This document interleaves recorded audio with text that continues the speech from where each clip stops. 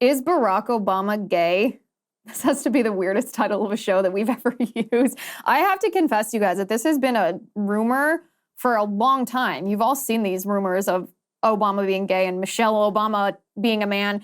And I've always dismissed these with a huge eye roll, shrugging them off. I actually have always found them a little bit annoying because I thought they're so lacking in substance that it distracts from the very real criticism that we can leverage against Obama.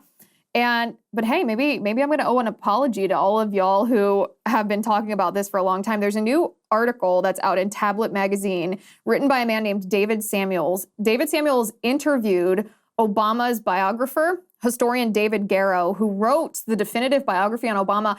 But what's funny about this is no one really paid attention to this definitive biography of Obama because Obama wrote his own autobiography. And his own autobiography has been a wild bestseller, Dreams of My Father. We've all heard it. We all see it in every bookstore that we ever go in. But David Garrow, who wrote Obama's real biography, essentially contends that Obama revised history, that he whitewashed who he was to make himself look like, well, this princeling that just rose from this terrible oppressed situation and became president of the United States. And I want to read a little bit of this article with you because there's some really fascinating things that he wrote. So this is what David Samuels writes. He writes, "There's a fascinating passage in Rising Star, David Garrow's comprehensive biography of Barack Obama's early years, in which the historian examines Obama's account in Dreams from My Father of his breakup with his longtime Chicago girlfriend, Sheila Mayoshi Yeager. In Dreams, Obama describes a passionate disagreement following a play by African-American playwright August Wilson, in which the young protagonist defends his incipient embrace of Black racial consciousness against his girlfriend's white-identified liberal universalism. As readers, we know that the stakes of this decision would become more than simply personal. The Black American man that Obama wills into being in this scene would go on to marry a Black woman from the South Side of Chicago named Michelle Robinson, and after a meteoric rise, win election as the first Black president of the United States. Yet, what Garrow documented after tracking down and interviewing Sheila Mayoshi Yeager was an explosive fight over a very different subject." And I think, guys, here's where Obama's revisionist history comes to light. In Yeager's telling, the quarrel that ended the couple's relationship was not about Obama's self-identification as a Black man. And the impetus was not a play about the American Black experience, but an exhibit at Chicago's Spertus Institute about the 1961 trial of Adolf Eichmann. He is, of course, exactly what you would think. It's about the Holocaust. He goes on to say, at the time that Obama and Sheila visited the Spertus Institute, Chicago politics was being roiled by a Black mayoral aide named Steve Coakley, who, in a series of lectures organized by Louis Farrakhan's Nation of Islam, accused Jewish doctors in Chicago of infecting Black babies with AIDS as part of a genocidal plot against African Americans. The episode highlighted a deep rift within the city's power echelons, with some prominent Black officials supporting Coakley and others calling for his firing.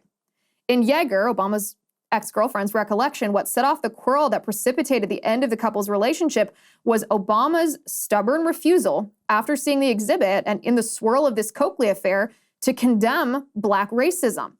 While acknowledging that Obama's embrace of a Black identity had created some degree of distance between the couple, she insisted that what upset her that day was Obama's inability to condemn Coakley's comments.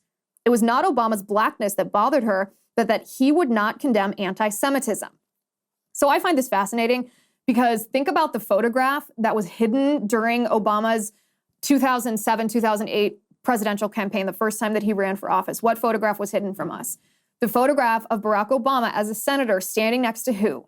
Standing with the Congressional Black Caucus, who had invited Louis Farrakhan to come and speak to them. And this photograph was hidden from us by the mainstream media, the Chicago Democrat machine, because why?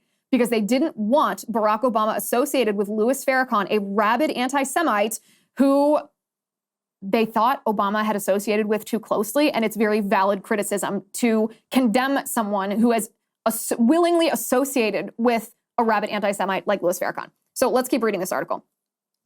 No doubt, Obama's evolving race-based self-consciousness did distance him from Yeager. In the end, the couple broke up.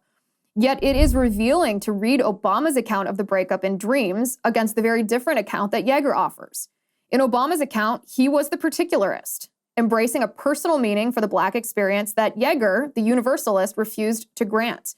In Yeager's account, the poles of the argument are nearly, but not quite, reversed. It is Obama who appears to minimize Jewish anxiety about blood libels coming from the Black community. His particularism mattered, hers didn't. While Obama defined himself as a realist or pragmatist, the episode reads like a textbook evasion of moral responsibility. Whose version of the story is correct? Who knows? The bridge between the two accounts is Obama's emerging attachment to Blackness, which required him to fall in love with and marry a Black woman. In Obama's account, his attachment to Blackness is truthful and noble. In Yeager's account, his claims are instrumental and selfish. He grants particularism to the experience and suffering of his own tribe while denying it to others. In evaluating the truth, this is so interesting too. In evaluating the truthfulness of these two competing accounts, it seems worth noting that Yeager is something more than a woman scorned by a man who would later become the president of the United States. Obama asked her to marry him twice. She refused him both times before going on to achieve her own high-level professional success. A student at the great University of Chicago, anthropologist Marshall Salins, Yeager is a professor of East Asian Studies at Oberlin College, et cetera, et cetera. In contrast, Dreams from My Father, as Garrow shows throughout Rising Star, is much a work of dreamy literary fiction as it is an attempt to document Obama's early life. That might be the only sentence in this entire article that I think is a little bit soft. Dreams from My Father is complete revisionist history that's been proved. So this is where it starts to get really interesting. Scholarship aside, Tablet writes, there's another reason to assume that Yeager would be less likely to misremember an incident involving race and anti-Semitism than Obama. As it turns out, Yeager's paternal grandparents were members of the Dutch resistance whose role in sheltering a Jewish child in their home for 3 years led to their recognition as righteous among the nations. In that context, at least, it seems quite likely that Yeager would remember the particulars of a fight with Obama related to anti-Semitism and be turned off by his response, while Obama's version of the fight has the feel of an anecdote positioned, if not invented, to buttress the character arc of the protagonist of his memoir, which in turn positioned him for a career in public life. Perhaps the most revealing thing about Yeager's account of her fight with Obama, though, is that not one reporter in America bothered to interview her before David Garrow found her near the end of Obama's presidency. As Obama's live-in girlfriend and closest friend during the 1980s, Yeager is probably the single most informed and credible source about the inner life of the young man whose election was accompanied by hopes of sweeping peaceful social change in America, a hope that ended with the election of Donald Trump, et cetera, et cetera.